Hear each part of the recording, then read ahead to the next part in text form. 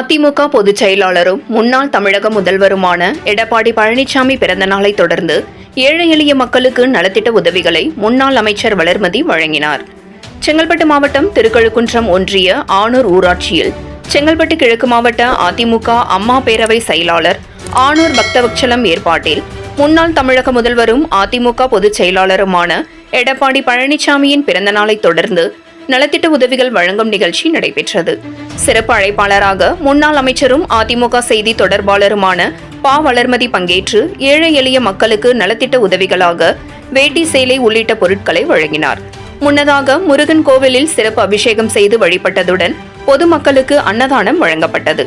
நிகழ்ச்சியில் மாவட்ட செயலாளர் எஸ். ஆறுமுகம், மாவட்ட துணைச் செயலாளர் யஷ்வந்த்ராவ், மாவட்ட எம்ஜிஆர் மன்ற துணைச் செயலாளர் ஜி. கே. பாபு உள்ளிட்ட மாவட்ட ஒன்றிய நகர நிர்வாகிகள், அனைத்து அணி பொறுப்பாளர்கள் உள்பட பலர் உடனிருந்தனர்.